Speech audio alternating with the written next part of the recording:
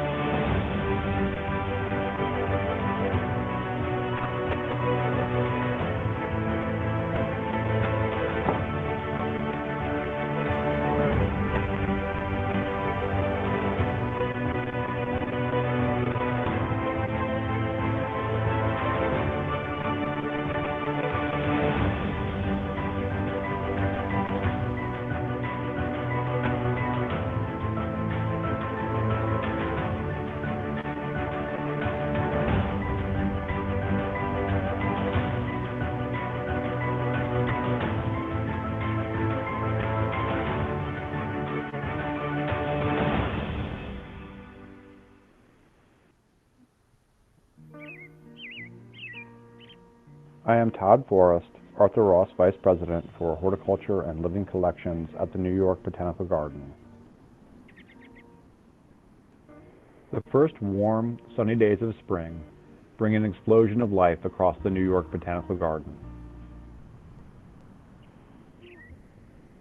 As the buds swell on the trees in the Thane family forest, our earliest magnolias, daffodils, and flowering cherries begin to open. The perennial garden is a symphony of color, form, and texture.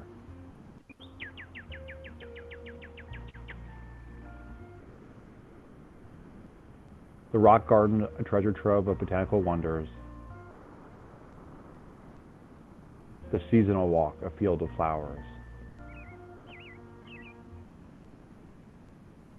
As April progresses, more and more of the garden comes into bloom, and it becomes difficult to decide where to linger. Magnolias beckon, cherries cajole, daffodils wave coquettishly in the breeze.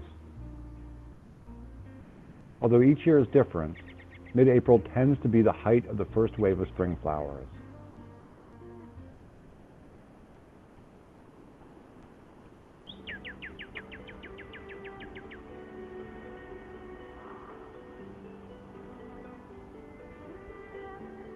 The Rock Garden is NYBG's most layered and historic display garden. Created by legendary horticulturist T.H. Everett in 1932,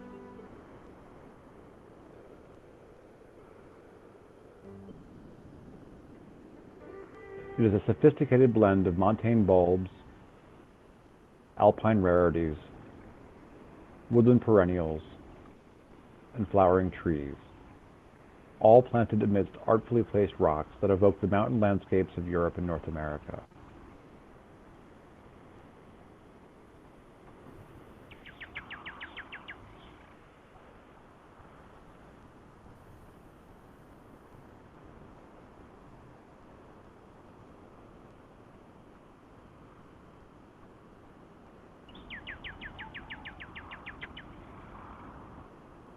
Handmade troughs at the entrance feature diminutive treasures too fragile to mingle with more robust plants in the ground.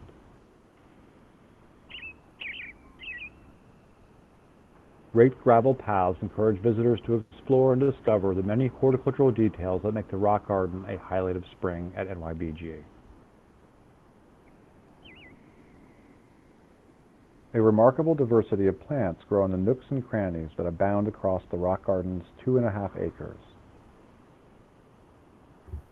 Subtle differences between soil moisture and sunlight create conditions suited for everything from early flowering euphorbias to spiny cacti to species tulips.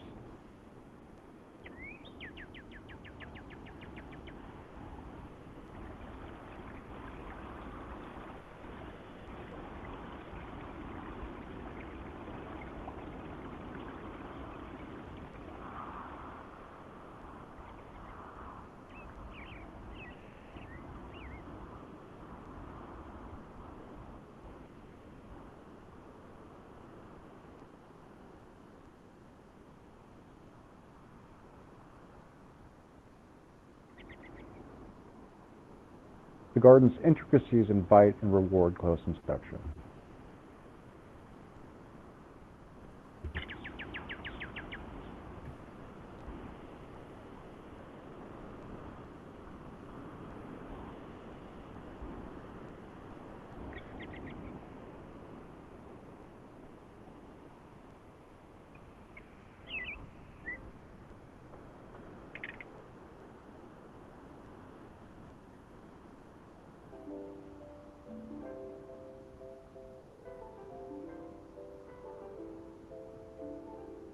For many, magnolias mark the start of the spring season.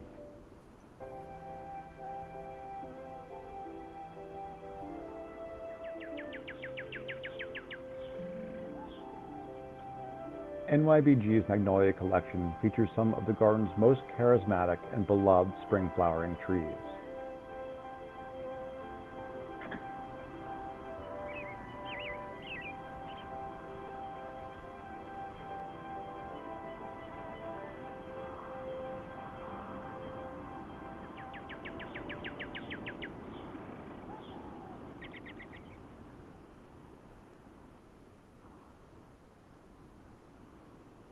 Visitors are drawn most of all to the star and saucer magnolias.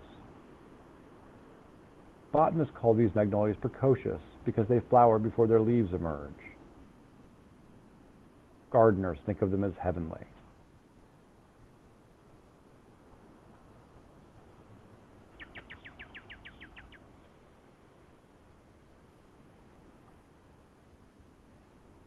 The star magnolias have white flowers, perhaps tinged with a little pink.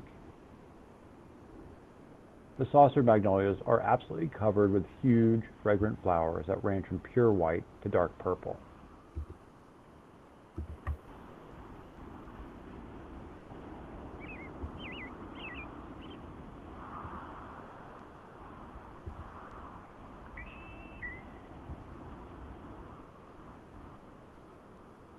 The oldest magnolias in the collection were planted in the early 1900s. After more than a century of growth, these magnolias have become venerable specimens.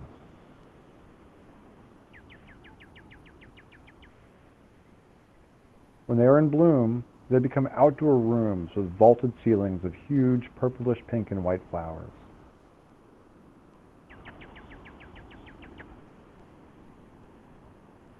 Visitors love to linger beneath these grand old trees and breathe in the fragrance of the blooms.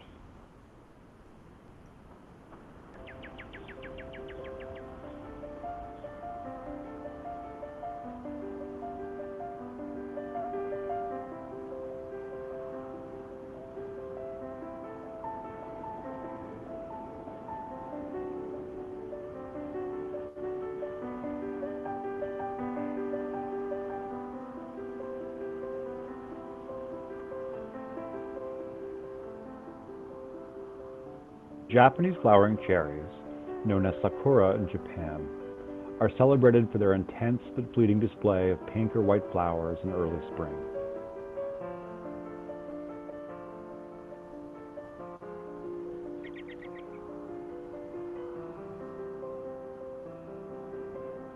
If the weather is warm or windy, an individual cherry may only flower for a few days before its petals drift to the ground.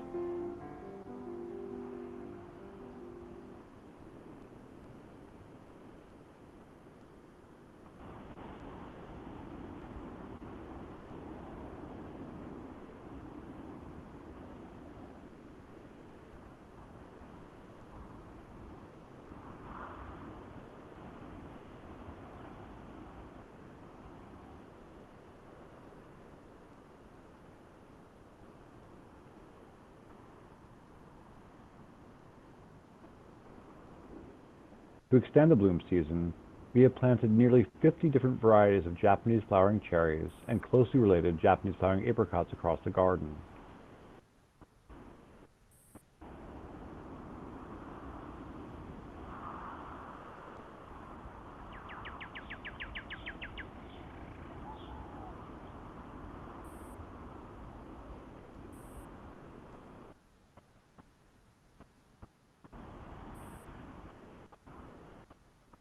The greatest concentration of flowering cherries can be found in Cherry Valley, which features 30 different varieties.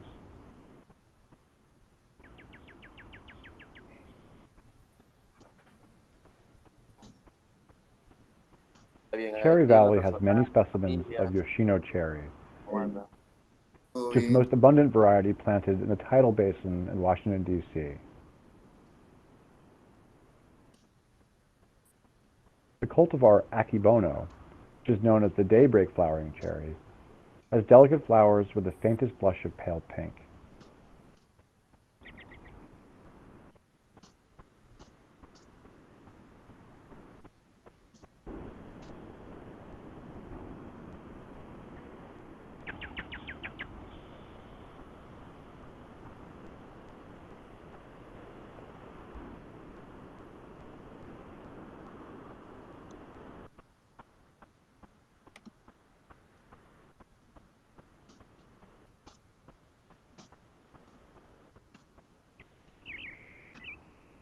Yoshino cherries bloom at the end of the first phase of the flowering cherry season, usually towards the middle of April.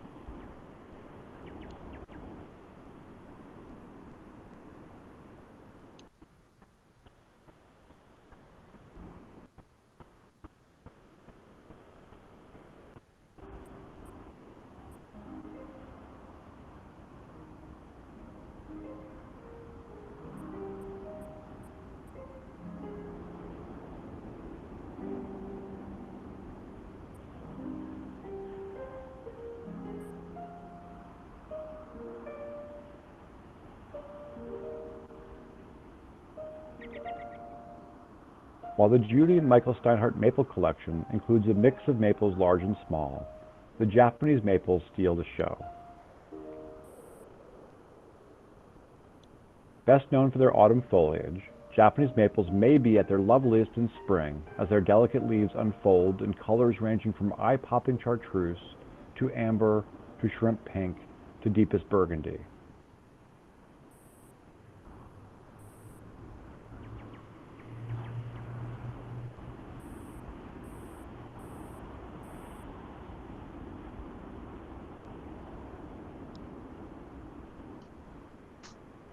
This subtle but intense display is usually overlooked by garden visitors searching for more spectacular spring fare.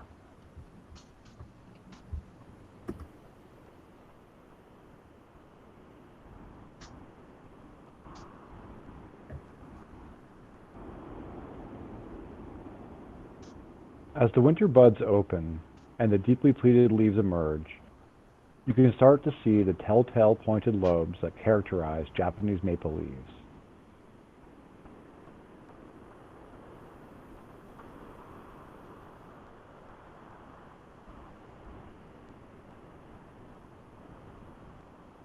On a sunny day with some wind, each emerging leaf becomes a living pane of stained glass that dances in the breeze.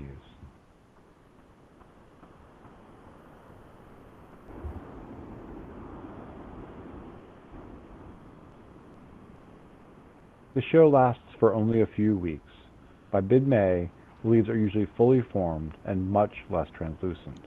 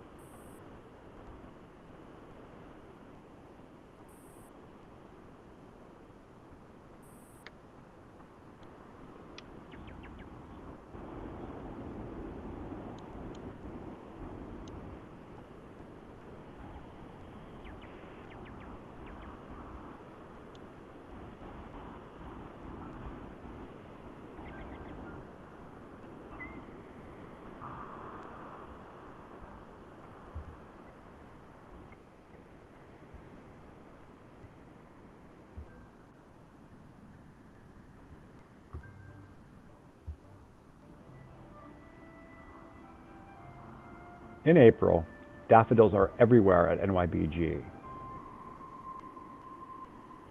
The perennial garden, the rock garden, daily daffodil walk, Daffodil Valley, and of course, Daffodil Hill, which seemingly overnight transforms from fallow fields into an undulating sea of flowers. Planting of daffodils began on Daffodil Hill in the 1920s.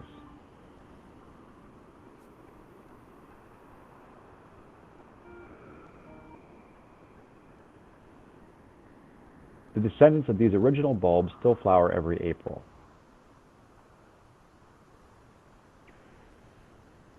Since 2015, we have planted nearly 400,000 new bulbs on Daffodil Hill.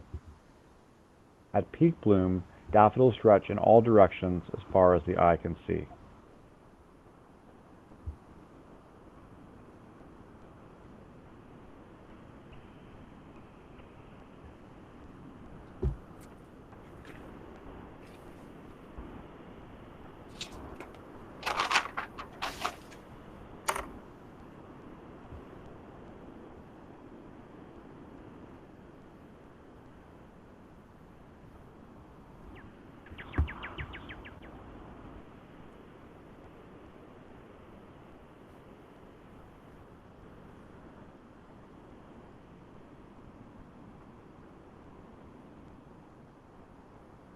It has been a remarkable spring so far at the garden. The warm winter got things started early, but the cool, overcast weather in April prolonged the show. May promises to be memorable. The lilacs, tree peonies, and azalea garden are already in flower and ready to burst. I look forward to sharing those amazing collections with you soon. Thank you for taking the time to enjoy this virtual spring at NYBG. Everyone at the garden is grateful for your interest and support of our work caring for this magical place.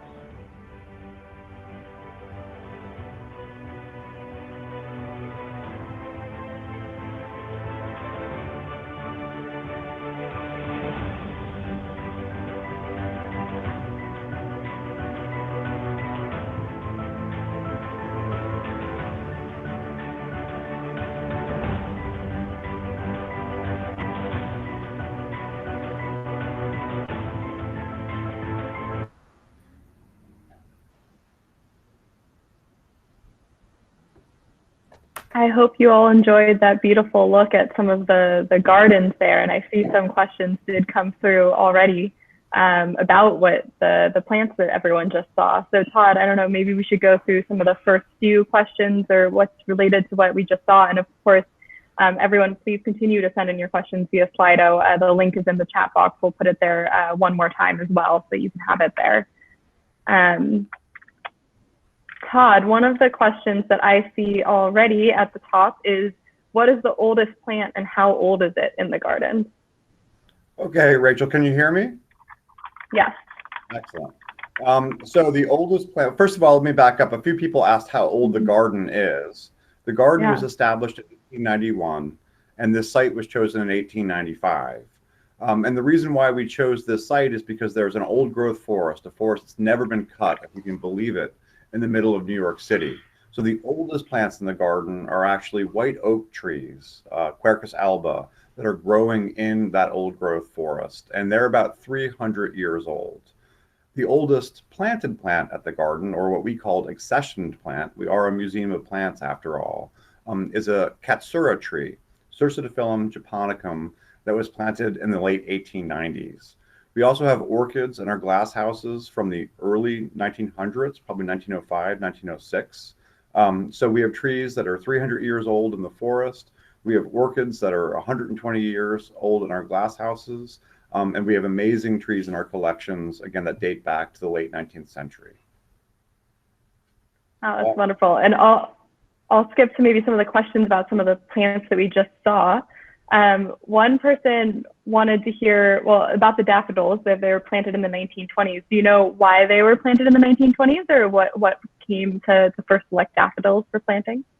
Right. So when the garden was established, we were established to be a very serious museum. And the goal was to grow as many plants from around the world as possible so that our botanists, our scientists could study them, and so that our educators could use them to teach people about plants. But starting in about the 1915 or so, the garden also tried to incorporate ornamental horticulture, just beautiful displays, into NYBG.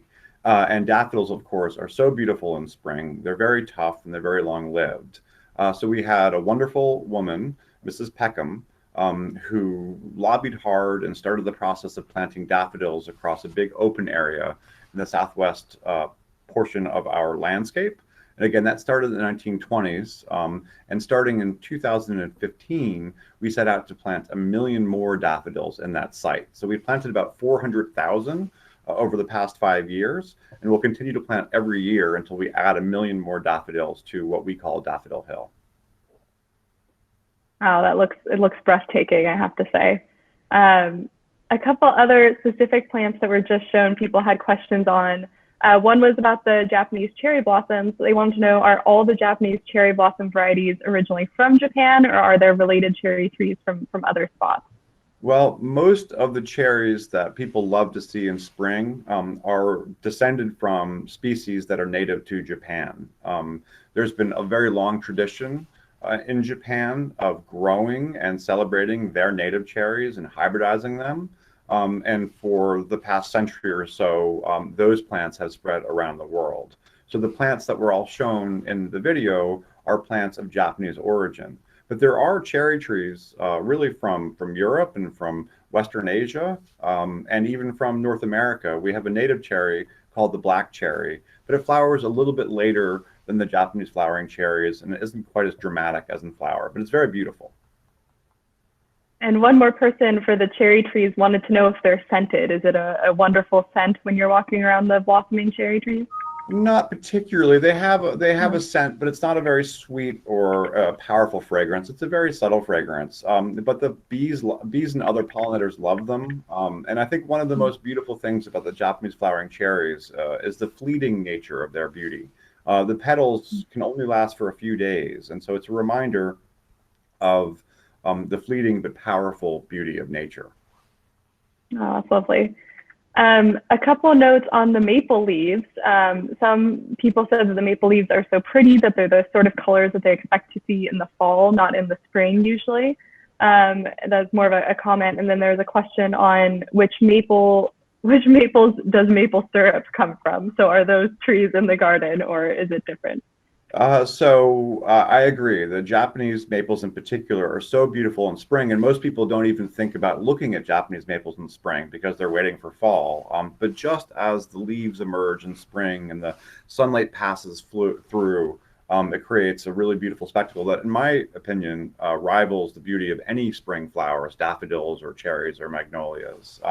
As for maple syrup, it comes from a native eastern North American species called sugar maple, Acer saccharum. And not only do we have sugar maples at NYBG, at the New York Botanical Garden, but they're actually in that native forest, that centuries old native forest. And so we have really beautiful old specimens. We haven't been making a lot of maple syrup, but perhaps we will next year. Thank you for the inspiration. Of course. I'll just do two more that are specific. That's an interesting one, so just coming in, but two more that are specific to some of the plants we just saw. So there's a question about, again, the daffodil bulbs. So how do you keep the bulbs of the daffodils in winter? Do you remove and store them? Are they replanted every year? How are they handled? No, with hundreds of thousands of bulbs, it would be a bit too much for us to have to dig them up and replant them every year. Fortunately, narcissus or daffodils perennialize very well in our climate. And again, the bulbs that were planted in the 1920s over the years have divided and remain today. So they can live in our landscape really for a century or more. Great. And then the one other specific question for flowers, what's the best way to keep the azaleas? Well, the next video that we'll see features the azalea garden. So maybe we'll answer that question after we show the azalea garden film. Great. Well, let's go to that now, and then we'll have 15 minutes more for Q&A after that one. So please, while you're seeing the next video that's about to show, feel free to type in your questions as you're watching it, taking notes of what you've seen as people have already begun to do. Todd, any final comments on what people can expect to see in the video we're about to share? So the first video was shot mostly in the months of March, late March and early April. The next video is late April and May. So the two together really show the progression of spring here at the New York Botanical Garden. And I'm so grateful that all of you from around the world are tuning in to really to enjoy the beauty of the garden in spring. So the next video will show you later spring at NYPG, including the azaleas.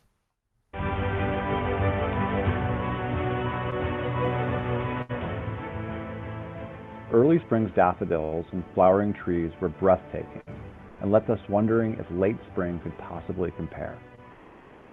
April's unusually cool weather extended into May, and we were treated with a captivating continuation of spring's delights. The lilacs, pre-peonies, and azaleas have been in top form, and the perennial garden, seasonal walk, and native plant garden have been lush and beautiful. It has been a spring to remember at NYBG.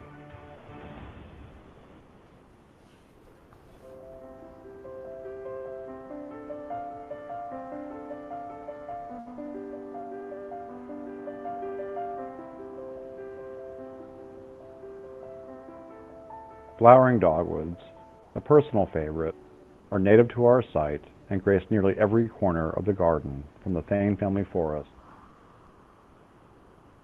to the azalea garden.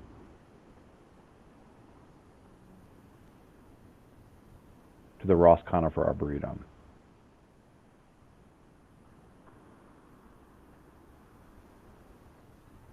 The unfolding of their petal-like bracts marks the transition from early to late spring. In the 1930s, there are more flowering dogwoods at NYBG than any other type of tree, and some gnarled old specimens still flower reliably every year.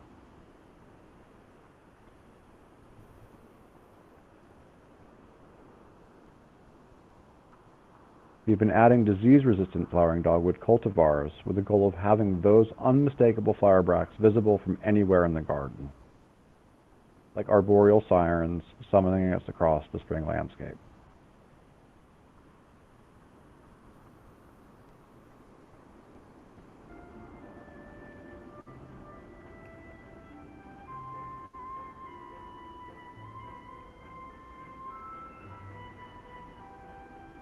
If early spring is the time of bulbs and flowering trees, late spring is when some of our most dramatic display gardens begin to shine.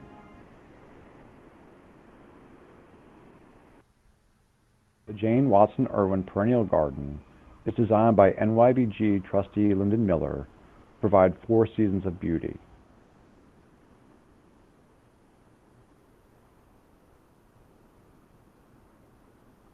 A fitting companion to the landmark Enid A. Haupt Conservatory.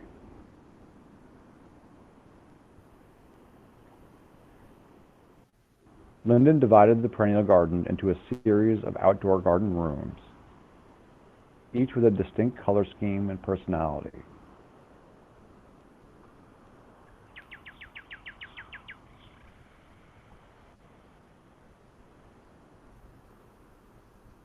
Bulbs provide much of the early color, starting with the minor bulbs, moving on through the narcissus, and ending in May with tulips and alliums.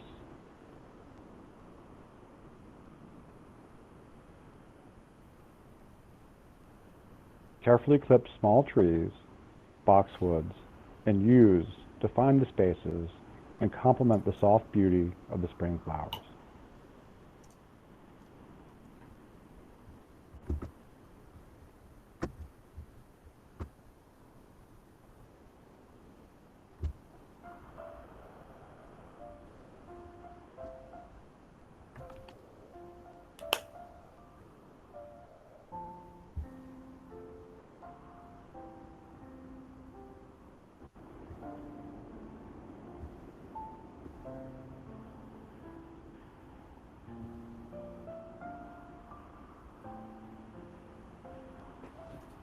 Designed by legendary Dutch garden designer Piet Oudolf, the Marjorie G. Rosen Seasonal Walk is a jewel within the garden's landscape. Oudolf created a long double border entirely of herbaceous plants.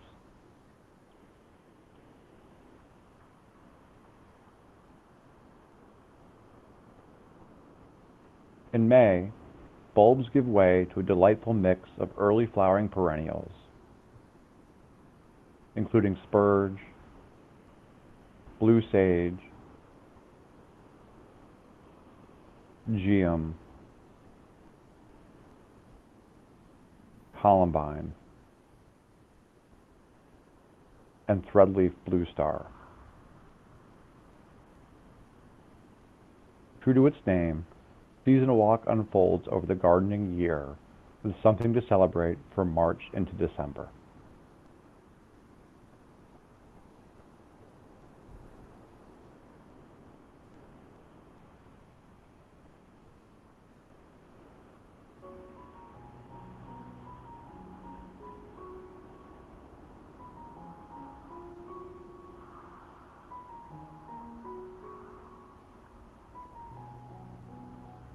Gardeners across New England, New York, and the Mid-Atlantic have planted lilacs in dooryards, along stone walls, and in garden beds for more than 2 centuries. Cherished for the intoxicating scent of their flowers and their cold hardiness, lilacs remain sentimental favorites from Canada to Virginia. The Byrne family lilac collection features nearly 500 lilacs representing more than 130 different varieties. Planted along the slopes of a valley just north of the Peggy Rockefeller Rose Garden, the lilac collection is a world unto itself in spring.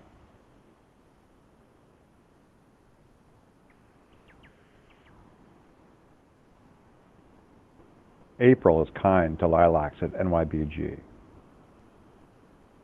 It is when Syringa X hyacinthiflora lilacs begin flowering, usually starting in the middle of the month. Disease-resistant and tolerant of warm summers, hyacinthiflora cultivars are the best lilacs for our climate. When sourcing plants for the restoration of the collection, curator Deanna Curtis scoured the country for new and unusual hyacinthifloras. If there was already a lilac in your garden when you moved in, it is most likely common lilac, Syringa vulgaris. These have been the most popular lilacs in gardens for centuries. The Bern family lilac collection is usually in peak bloom in early May when the French hybrid lilacs and other common lilac cultivars flower. On a warm, still spring day, the scent of the lilacs carries across the garden and draws us in. When we arrive, we wander along the paths, sticking our noses into each plant we encounter.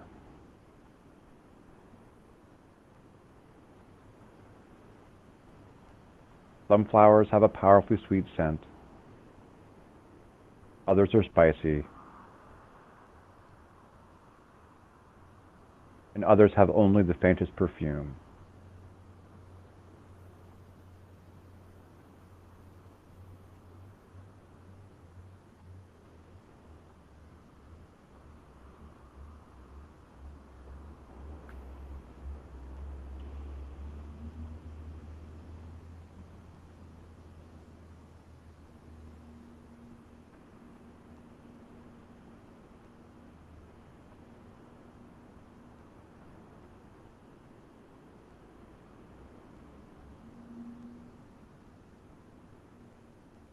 Each of us has our favorites, but lilacs reward all who take the time to slow down and breathe deeply.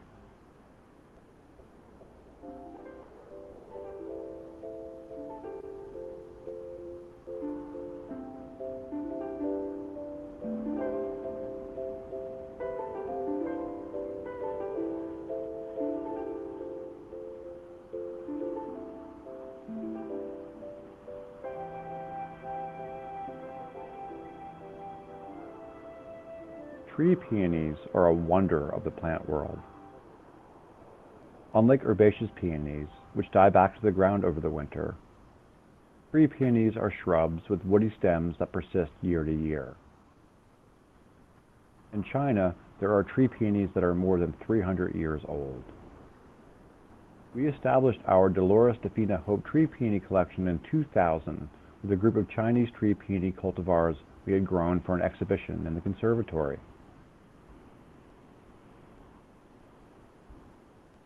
These peonies have the most evocative names: gosling yellow, necklace with precious pearls, lotus that shines in the sun, and black dragon holds a splendid flower, to name just a few. Whatever their names, tree peonies command attention in early May when the huge buds on these plants swell to reveal flowers that can be almost 10 inches across.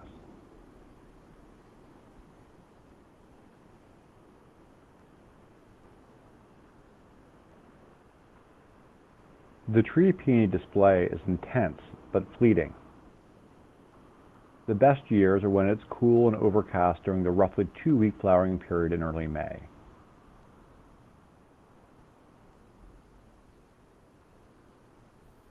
In China, gardeners place umbrellas over the flowering tree peonies to protect the flowers from intense sun or dry.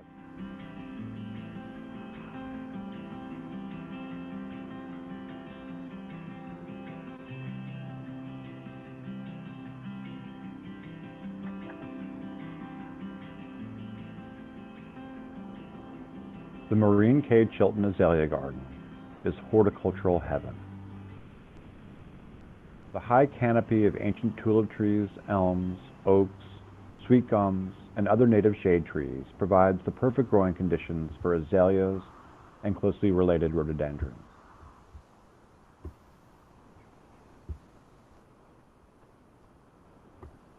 Bedrock outcroppings, softened and sculptured by glaciers, create dramatic planting pockets for nearly 3,000 azaleas and rhododendrons.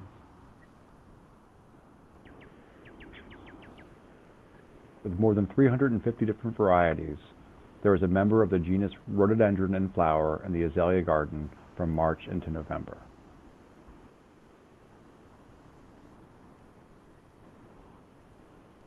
The garden reaches peak bloom around Mother's Day, when the coral, fuchsia,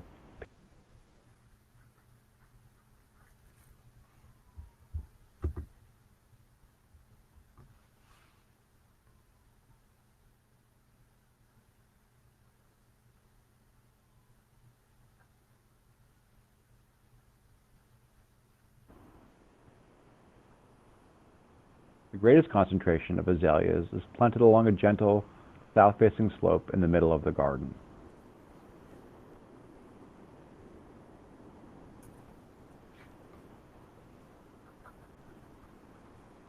We planted the azaleas in bands that run along the slope, creating waves of color that seem to roll from the top of the site to the bottom.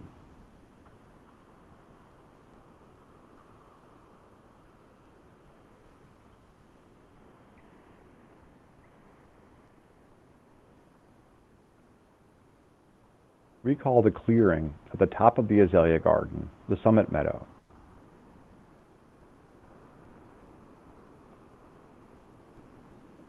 It was inspired by the sunny meadows found above the tree line in the Appalachian Mountains.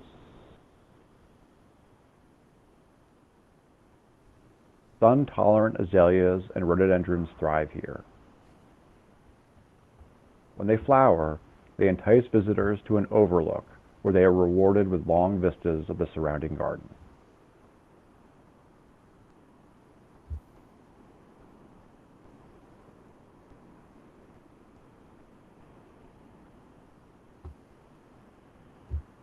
Azaleas and rhododendrons aren't the whole story.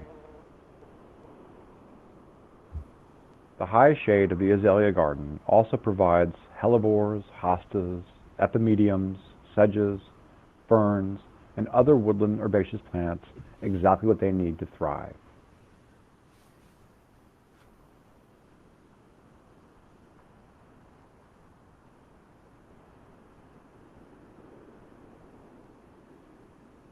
After spring's riot has passed and summer's heat mounts, these woodland wonders reward anyone who sets out for a slow stroll in the cool shade of the azalea garden.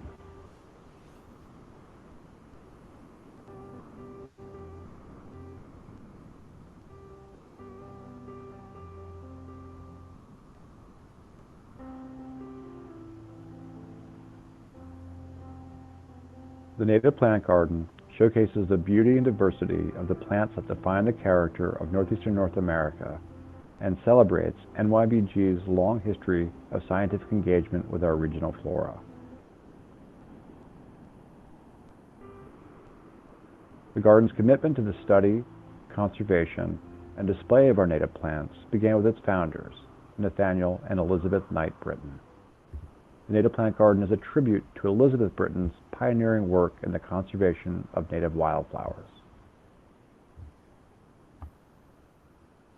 The 3.5-acre Native Plant Garden nestles into a valley at the edge of the Thame Family Forest. It packs many habitats into a relatively small space: forest, water, ledge, and meadow. These habitats support an incredible diversity of native species from stately birches to sun-baked cacti to demure trilliums. When it opened in 2013, the Native Plant Garden was an instant hit amongst the birds, mammals, amphibians, and insects that call NYBG home.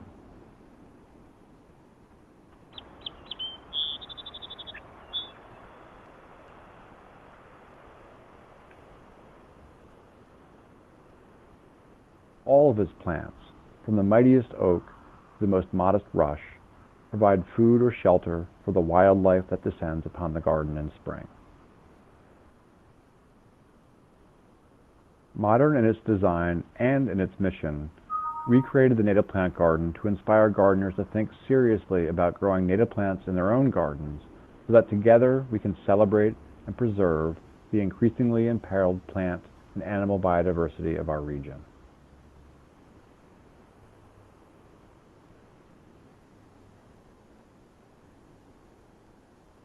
For all of its serious purpose, the Native Plant Garden is, at its heart, simply a place to engage the senses and fall in love with the energy and mystery of nature.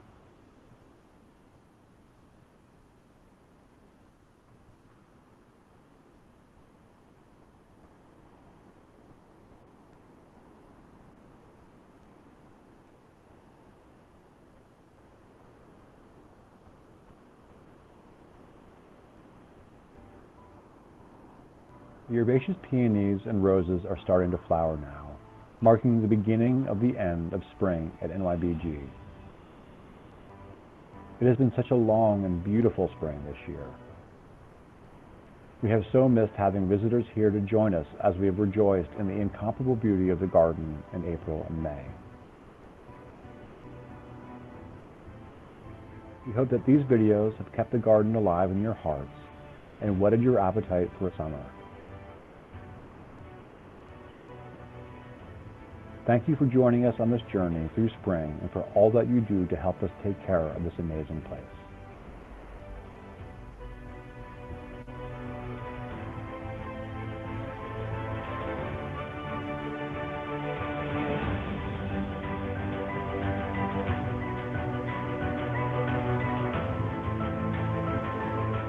Wow, that was beautiful. I've never seen peonies that big. So we have some more questions that have come in, and I'll just remind everyone that you can use the link that we've been putting in the chat to ask your questions. Quite a few have just come in. So I'll start by asking for some of the most recent ones, since I think they have to do with the video we all just saw. One person wants to know, Todd, what's your favorite native plant in the native garden? I am a quercephile. I love oaks because scientists have proven that oaks support more than 500 different types of insects, for example. And those insects support the birds that eat the larvae and so on and so forth. So in our climate, oak trees really make nature work. So I love oaks, and I love white oak in particular. Very relevant to the next question that came up, which is actually, how do you avoid insects and other animals from damaging the plants? Oh, well, we can't really avoid it because the garden is so old and because we've had collections planted in monocultures across the landscape. And our landscape is 250 acres. I saw that question too, or 100 hectares. Because we've had these plants in the same place for so long, we have more or less every insect or disease that you'd expect to have in a garden. But the great thing is that many of these things over time sort of settle out and don't do too much damage. We practice integrated pest management. We try to take the best possible care of our plants so that they're able to fight off insects and disease on their own. And someone else wants to know what animals live in the gardens, what types of birds, for instance, do you see most? Well, we have really hundreds of bird species that pass through in the spring and fall migrations. We have dozens of bird species that nest here at the garden. But I think the most dramatic and exciting birds that we have are the owls and raptors that live in and around the forest. We have nesting great horned owls in the forest, and we have a few pairs of red-tailed hawks that fly around. We see them all the time, and they eat the squirrels that are a plague for the gardeners. So we love our hawks and our owls. And another animal question, someone wants to know if you keep bees for pollination. We do. Actually, until very recently, it was not legal to keep bees in New York City. But fortunately, they changed that law not too long ago. And we have beehives at our what we call the Edible Academy. It's really a big vegetable garden where we teach New York City school children how to grow, harvest, and eat organic vegetables. So we have a beehive there. That's very relevant to another question, which was, are there any edible plants in the botanical gardens? It sounds like yes, there are. Yeah, there are thousands. We have, of course, edible plants in the Edible Academy where they're grown to be eaten. But there are actually many edible native plants, even dandelions, and we have a few dandelions are edible. But we have beautiful fruit trees. Again, we have lots of perennials. So there are many edible plants, but we really only eat the plants that are in our vegetable gardens at the Edible Academy. And someone else wants to know how many species are there in total. I assume that's a huge number. There are about 15,500 different taxa, that's species, hybrids, and cultivars in our permanent living collections. Because remember, we have glass houses, a big conservatory, and a production greenhouse, as well as the 100-hectare native plant, 100-hectare garden. So including plants under glass and plants outdoors, we have about 15,500 different kinds of plants here. And someone wants to know, how do you take care of plants which are native to other much warmer climates? Well, primarily plants from warmer climates. If they won't survive outdoors, we grow them in the Ina de Haft Conservatory, which is our landmark conservatory building, a big glass house. It's about a half hectare under glass. We also have a research greenhouse where we grow plants for display, and we also grow plants for our scientists. It's also about a half hectare under glass. Oh. And then someone asked, how do you decide which flowers and plants to plant in the New York Botanical Garden? That's a great question. So we have our historic collections, the sorts of things that we've been growing since the garden was established. And we try to maintain those collections, both for their research and their educational value. But when we build a new garden or restore a garden, we also try to include new cultivated varieties that are well suited to our climate and might be resistant to climate change. We like to have plants that inspire our home gardeners, things that they can grow well in their own garden. So we try to choose plants that are beautiful and plants that will grow well and plants that don't require, too many chemicals to thrive here in New York. Do you have a few plants off the top of your head that you normally recommend for the home gardeners? Oh, well, it really depends on what people are looking for. At the beginning of the second video, we talked about flowering dogwoods, Cornus florida, which is a native North American plant, native to Eastern North America. It's another of my favorites. And we've been growing, unfortunately, many of the dogwoods that were on the site, we lost to a disease called anthracnose. So we've been growing disease-resistant flowering dogwoods. And Appalachian Spring is a cultivar that does really well in our climate. Another one is called Cherokee Princess. They both have white flowers. I personally prefer white flowered dogwoods, but there are pink varieties as well. But with 15,500 plants, different types of plants to grow, it's kind of hard to choose one or two for people to grow in their own gardens. You'll have to come to the NYBG when we reopen, and you can fall in love with plants on your own, and they're all labeled, and so you can figure out what they are, and we can help you figure out where to get them. Awesome. And speaking of gardening, one person asked, how many workers do the maintenance of the garden? We have around 55 hands-on horticulturists, kind of gardeners, climber pruners, who take care of the 100 hectares. They're divided into glasshouse gardeners and outdoor gardeners. So it's about 55 people in total. And then I know we're getting low on time here, so I'll try to go through kind of a rapid fire, let's say.